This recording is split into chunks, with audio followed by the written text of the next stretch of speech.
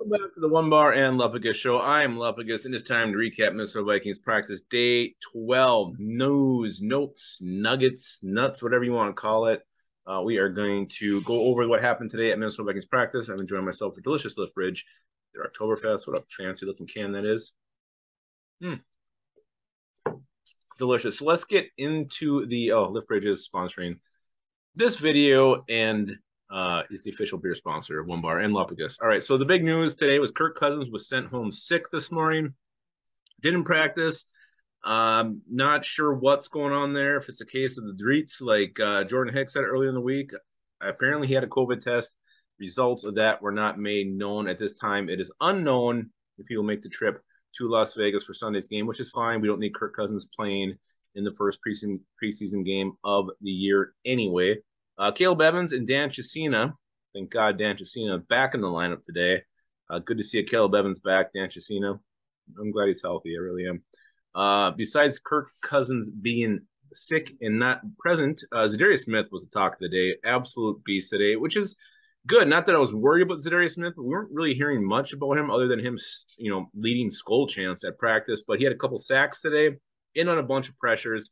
And apparently the Vikings are moving him all over the D-line, which is great to see, creating confusion and finding mismatches for Zadarius. He's going to have a big year and really, really showed up today at practice. Going back to quarterback, Kellen Mond, Sean Manning split first-team reps. Apparently, this according to Will Riggins, that Mond looked a little bit better, but that's not exactly a ringing endorsement because he had another botch snapped.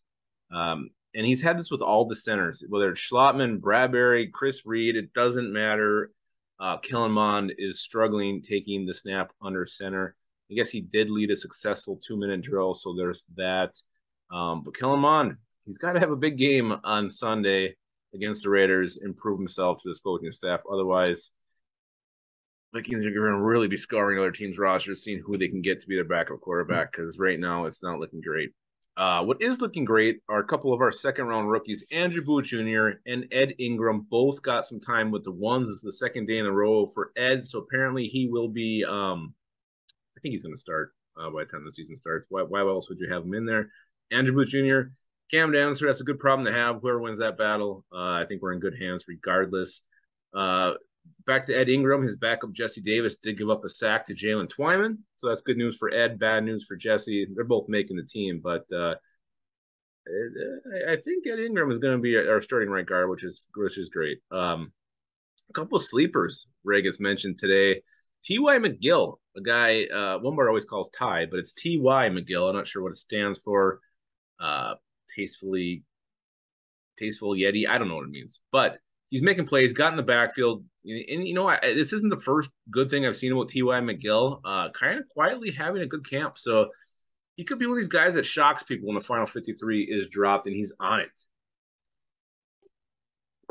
Another sleeper we haven't heard much about, Kyle Hinton. He made some nice lead blocks today. So he was getting down the field well. And him and Wyatt Davis have been the third team guards. So it comes down to one of them. Maybe Kyle Hinton has the upper hand here. We'll find out, but nice seeing Kyle Hinton's name mentioned because it's been pretty quiet on the Kyle Hinton front so far. Jonathan Bullard, another sleeper, has some good plays today. Again, like T.Y. McGill, I saw Jonathan Bullard's name in a couple training camp standout mentions on Twitter this week. So, again, a guy who signed, I think he was signed in June or late May, making this team. The chances aren't great, but if he's going to rise up and do it, why not? Why not? Good for Jonathan Bullard. We'll see if he does make this team or not. And then to end things, our kicker is still absolutely on fire. He finished practice hitting a 60-yarder. If you guys watched it, the clip of this is on Twitter. He not only hits that thing, it soars. I mean, I think it would have been good from 65, maybe even farther. Greg Joseph is absolutely in the zone right now. I hope it carries over to the season. I hope he's not peaking here in August. But Greg Joseph, I've never been this excited about a Vikings kicker in a long, long time. And like I said, I just hope he's not blowing his load too early here. So Greg Joseph, well done. You could have given you a sip. But seriously, though, if he can carry this over, have that kicker who's accurate, can hit from so far out, huge weapon for Minnesota Vikings. I don't know what their games are going to look like. Are they going to have tight games? I don't know. Hard to say at this point, but having a kicker who doesn't miss and who's on fire, absolutely huge for Minnesota Vikings. So that is it. That is your day 12 practice news, notes, nuggets. Let me know what you're most excited about. What really got you fired up hearing these things today? Was it Ed Ingram starting again? Was it Greg Joseph? Was it Jonathan Bullard? Maybe it was Jesse Davis being not great. I don't know. Let me know in the comments, and always keep your skull in your hole.